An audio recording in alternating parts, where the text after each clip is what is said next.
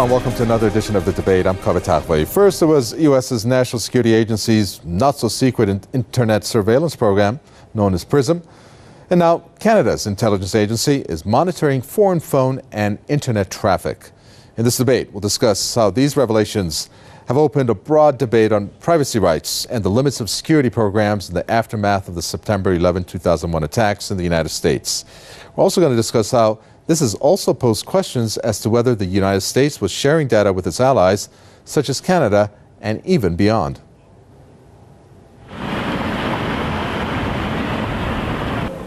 After news broke that the United States has a secret surveillance program where it essentially spies on millions of Americans, we have since discovered that Canada has its own surveillance program. It's called metadata. And not until the American secret surveillance program made it to headlines have many Canadians learned of one in their own country. It is Canada's secret surveillance program, allowing the government to obtain telephone records and internet data. I don't feel like safe anymore here. So maybe I plan to move to other countries, I don't know. Defense Minister Peter MacKay says Canada's program is used to monitor foreign threats, even though there have been reports saying the program does include Canadians.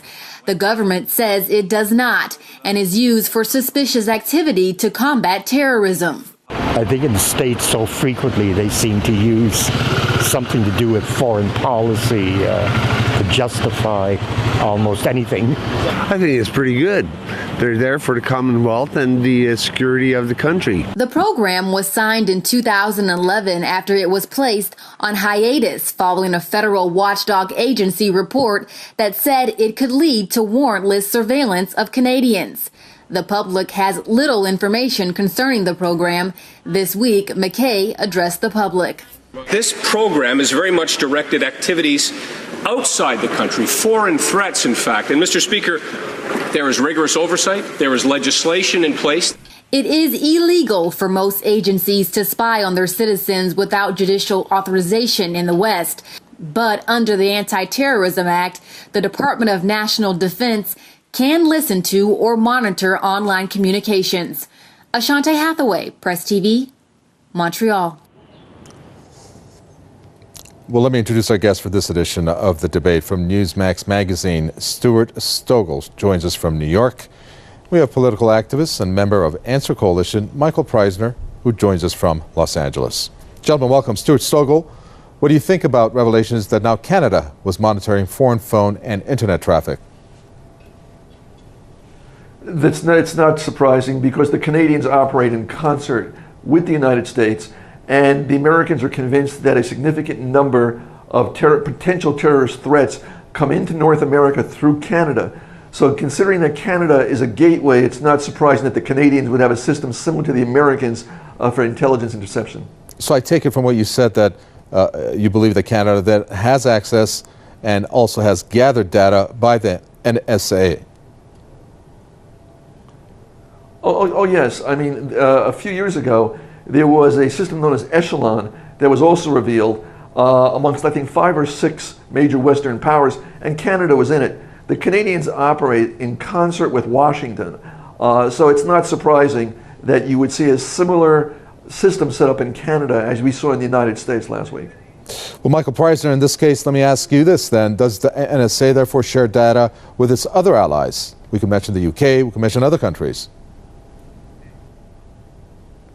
Well, I think it's safe to assume so, just like in the case of Canada, but not in a reciprocal type of relationship, but one that is the United States dominating the world scene and wanting to have surveillance and help with surveillance, helping those governments conduct surveillance for the same reasons that they want surveillance in their own countries. And I think it's important to point out that this is not about defending against terrorism. These are the tactics of fear-mongering that are used by the people in the administration who are now exposed for these criminal acts and it's their fear-mongering tactics to try to convince people that this is okay. This isn't about defending against terrorism. And I think what speaks to that point is the fact that the CIA, in their own reports and their own analysis of terrorist attacks that they failed to prevent in the United States, the underwear bomber, the Fort Hood shooter, and even the 9/11 attacks themselves, in their own reviews of those cases and why they could not prevent them, they said they could not prevent them because they had actually amassed too much information to be able to decipher, to be able to prevent those attacks. So this isn't about the lack of intelligence on terrorist groups and terrorist attacks being the barrier to preventing terrorism. This is just the excuse that they're giving to cover the tracks now that they've been exposed for doing something very different. Stuart Stogel, do you agree? Not necessarily. Again, you're asking me to give you an opinion when, as a member of the general public or a member of the press, we don't have access to all the intelligence and all the information needed to make an educated comment on this. What I am against is the sort of scattershot approach that the Americans were taking, where everybody's emails were intercepted. In fact, to be honest with you, communications between me and Press TV have probably wound up in the National Security Agency. For that, I'm against. But on other issues, we don't know how many terrorist attempts have been thwarted through this system. I grant with your other guest, some of it may be criminal, but we just don't know. There is a trade-off. It's unfortunate there's a trade-off. But after what happened with 9/11, almost 10 years ago, 11 years ago, it's an unfortunate world that we live in, but I would rather have too much intelligence surveillance rather than too little and see several more thousand people killed. Okay, well, let's break this open a little bit more, Michael Preisner. Tell us, the U.S. government obviously feels, not just this administration, which under Obama seems to have intensified its surveillance program, but also under George Bush Jr., but it seems by some respects that there's an industry that is actually surrounding this, whether it's from the people who are monitoring this, whether it's from tech companies selling their spyware equipment, etc. Is that also one side of the coin here regarding this monitoring, as they want to call it? Some call it spying.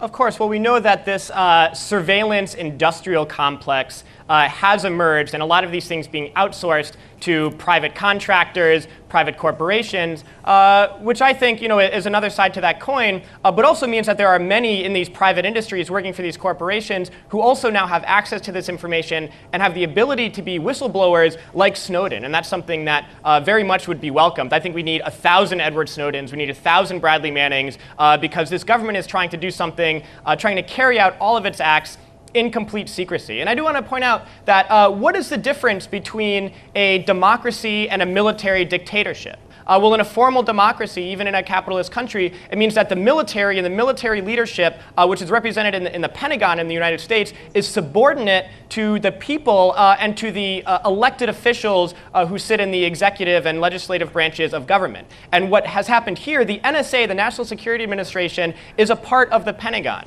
And now this is the Pentagon amassing greater and greater power to exercise its authority over the heads of the people completely in secrecy, and even over the heads of most of the elected puppet politicians that we have in government. Most people in Congress don't even know about this. It's a very small secret court and a very select group of elected officials who are able to see it. And so I think we need to see this for what it is. It's this idea of formal democracy being superseded by what we can rightfully call steps towards military dictatorship. Military dictatorship. Stuart Stogel, go ahead. I know you have a reaction. Well, in a military dictatorship, your guest would not be free to just say what he said because he'd probably be arrested and thrown in jail. So let's get that straight. I would not call the United States a military dictatorship. Number two, the National Security Agency, not administration, is under the jurisdiction of the Director of National Intelligence, who is a separate cabinet member from the Pentagon. They may operate in concert and they may coordinate their activities, but the NSA is an independent agency that is not controlled, not controlled by the Secretary of Defense. And I will again repeat, if what you are calling the administration in Washington a military dictatorship, then I would suspect by the time you're off the air meeting your guest, you're going to have people there to arrest you and throw you in jail. Well, let's look at Michael Preisner, this aspect which seems to justify this whole process. Even the U.S. president has come out saying this, and they say there's rigorous oversight, there's judicial supervision. What does that mean? I mean, we had the Snowden who said that If you give me an email address, I can access the contents of your email address. And you have many people like that with a pretty much press of a stroke on a button in the computer. They can access anybody's data. I mean, is there control and oversight, as the U.S. government is saying? Well, there is oversight by a secret court and by a secret isolated group of people Go ahead, Michael Price. that the public does not have access to reviewing what they're doing. And I think I wasn't saying that we are in a military dictatorship now, but I'm saying this is an example of how these things take place. This is an example of the military leadership trying to supersede the power and the decisions of the people, and even doing everything in secret out of the gaze of the people and out of scrutiny, because they don't want people to know what they're doing. And I will say that, to say that I may walk out of here and get arrested for what I'm saying. I have been arrested for political activity completely unconstitutionally. And one example, during the Occupy movement, where I was arrested along with 7,000 other people around the country for nothing more than peacefully protesting and airing legitimate grievances. And the reason that the United States government carried out a nationwide attempts of surveillance, sabotage, violent attacks on peaceful protests, and rounding up over 7,000 people around the country is because they fear that social unrest and that the will and aspirations of the people not being compatible with what their interests are, their interests of war, their interests of austerity. They know that the people have the power to challenge their power, to challenge the power of the rich. And this surveillance project is not about defending terrorism, but it is about them doing what they did during Occupy and continuing on that path of amassing this machine in anticipation of greater social unrest, like we saw in Tahrir Square, like we saw in Tunisia, like we're seeing now in Turkey. This isn't about what's in the interest of the people of the United States. This is about what is in the interest of a tiny group of very powerful and very rich people, and how they're going to protect their power against the future where they see a growing social unrest because of the continued crimes they're going to commit. Okay, so in one respect, Stuart Stogel, in one respect, what Michael Preisner said is, it's not so much a foreign threat to U.S.'s national security, but rather within, that the U.S. is worried about. People power, as Michael Preisner said, versus power of the rich. Is the U.S. paranoid about its own people? Well, to be honest with you, to give you a little history, during the Clinton administration, I found a personnel file of my own on a Clinton administration executive's desk. I was recruited by the State Department when I was at my university. And those, though I did not work for the U.S. government, they did create a personnel file. I had mentioned this in a passing conversation at the United Nations, where I was a friend of an Irish journalist. He kind of took my accounting of being recruited by the State Department with a grain of salt, and then a week later, he was actually quoting from my personal personnel file. And I couldn't believe it. He told me he got the information from a Clinton administration official. I in turn called the State Department, and they later found my own personal U.S. government file on the desk of a Clinton administration official. It was a part of the FBI filegate. I was going to myself going to file a lawsuit against the U.S. government on that. So talk about an invasion of privacy. I never worked for the government. They did have a personnel file on me, which they actually released to a journalist. So this has been going on long before now. It's an unfortunate situation. I agree with your guest that they've overstepped the bounds of limitations, and there could be possible legal action. But when you consider how many other things are going on around the world, not justifying what's going on, both in Britain, France, Germany, we still have the best of a pathetic world, unfortunately. It's just the world that we live in. Well, how did you feel when that happened? I mean, some of this is said to be a collection of email messages, photos, stored documents, videos, online chats, phone records. Google, Microsoft, and Facebook now are saying that they had to oblige by the request made there. When you saw your file being on somebody's desk, your personal file, how did that make you feel? Well, it wound up the State Department decided to take action against the person at the White House.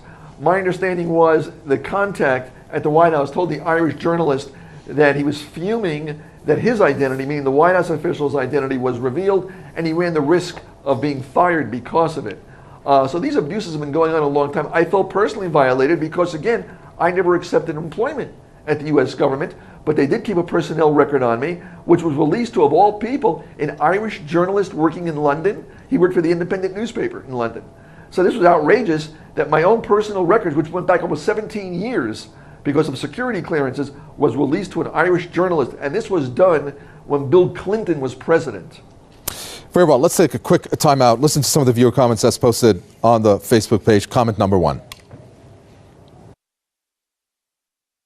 Were George Orwell alive, he would understand these things better than any one of us. About why Big Brother USA and Uncle Ben Europe watching you. Then there is crusade against terrorism, which actually is a crusade for terrorism. As in Orwellian 1984, the ministries of peace, love, justice were exactly their opposite, doing wars, hate, and injustice. Today, we know these are double standard of the West. A viewer comment there on our Facebook page. Michael Preisner, what do you think about this viewer comment? Well, I agree with it completely, and I think that one of the excuses that people are giving here in the United States to say that this is okay, that every single person can have every single thing they've ever said or written or looked at on the web or anything can now be the property of a secret body in the U.S. government and used to arrest them, to indict them, and to do all sorts of things. One of the reasons that's being given is, well, if you're not doing anything wrong, then you have nothing to worry about. But let's look at who is defining what is doing something wrong. And we know that during the Occupy movement, and a law firm called the Partnership for Civil Justice Fund uncovered through Freedom of Information Act requests on the FBI and local law enforcement during the Occupy movement, that the FBI was calling the Occupy movement criminal activity. That this government can say at any time that protesting is criminal. And then so, yeah, if you're not doing anything wrong, you have nothing to know about, but who's defining what is wrong? And so all this thing that's being put in place, this surveillance machine that's being put in place, when it is going to be used at moments where the U.S. is going to be going to war with another country, and the people who stand up and start to organize against that and want to organize their workplaces and schools to oppose these wars, those people will be suspected of criminal activity, and this surveillance apparatus can be used to target them and arrest them. And so this isn't about what's in the interest of the people and what's in the interest of so-called national security. It's the ability of the government to exercise the maximum amount of control it can in anticipation of its power being challenged. Let's take a supposed scenario here, Stuart Sogel. Let's pretend you talked about your case. Let's pretend that this was a case with the name Susan Smith, American. Well, why don't we use a different name? Why don't we use the name Susan Rice? I can give you a story regarding Susan Rice. Well, I'm just taking the example here, and this is hypothetical, of a Susan Smith, which I figure it's a common name with that last name, and comparing it to a Muslim who's named, for example, Abdullah Muhammad from the Middle East. Now, don't you think that when there's going to be any type of monitoring or spying, as some are calling it, from conversations, photos, etc., that then there's going to be a different type of approach based on the profiling that's being done, and then the situation becomes obviously a question of the freedom and the right of speech to be violated when it comes to different types of ethnicities, because the U.S. is known to have targeted Muslims, obviously, in the country. Well, let me ask you a question. Do you think that the Iranian diplomats in New York aren't given extra surveillance when they go to Kennedy Airport and they want to fly home? I mean, I'll walk through and I'll get a basic security frisk, but I can almost guarantee you that every Iranian diplomat that winds up at Kennedy Airport is probably taken aside and given 2 or 3 surveillance frisk-overs before they're allowed to board a plane. It's unfortunate, but that's the way it is. I mean, if you are from the Middle East, and especially if you dress ethnically, you're going to stand out and you're going to get picked up by the Transportation Security Administration. It's just a matter of fact. Michael Preisner, what do you think? Does that make it right?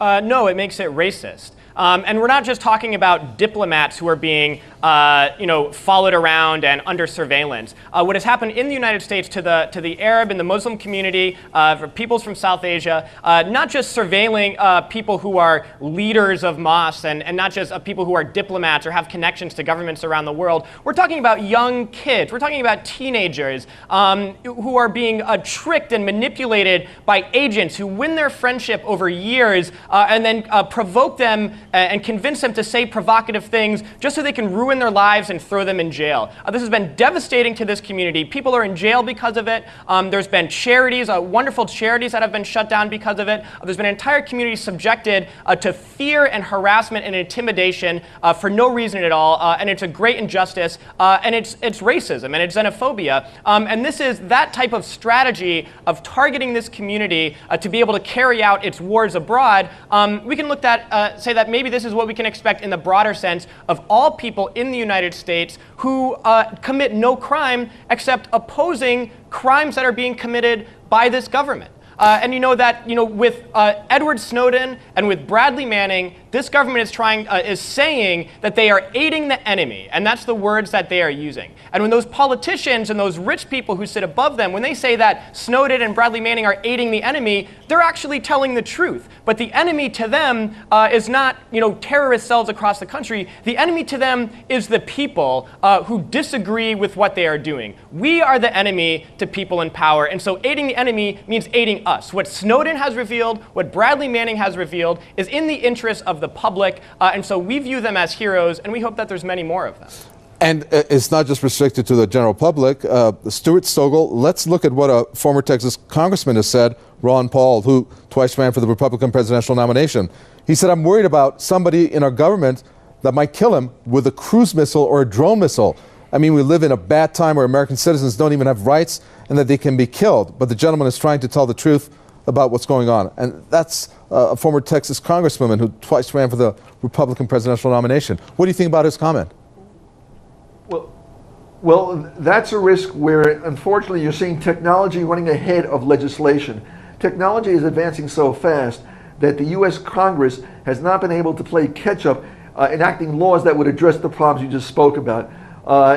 Technology is moving so fast, and the legislators in the United States are moving so slow, and what you're talking about is a risk that has developed in the last few, especially in the last few years. A risk where he says that he's worried that somebody in the government might kill him with a cruise missile or a drone missile. Is that what it's come down to? Well, again, this question is better put to the congressmen and senators who have to, produce legislation to address the issue. I'll pose it to Michael Preisner. Michael Preisner, go ahead. They haven't done it yet. Go ahead. I'm wondering, is this what the state of affairs has come down to in the U.S. when you have this former Texas congressman making a statement like this? Well, I think it might be a little inflammatory to say that Snowden may be.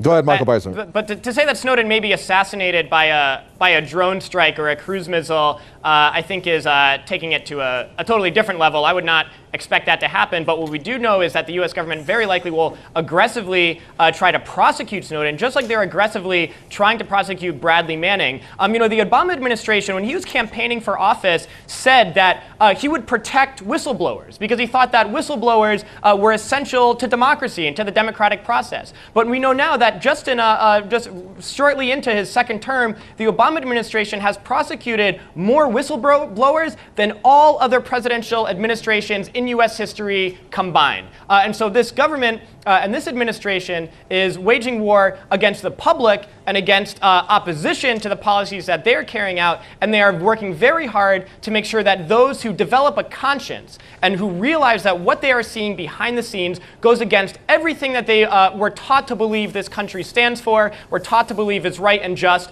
This government knows that those people exist and that they will stand up and that they will speak truth to power. And they want to do everything that they can to make sure that there are no more Bradley Mannings and no more Edward Snowdens. So while they may not be assassinating them with cruise missiles, they're going to try to destroy their lives and make examples out of them so others don't follow their lead.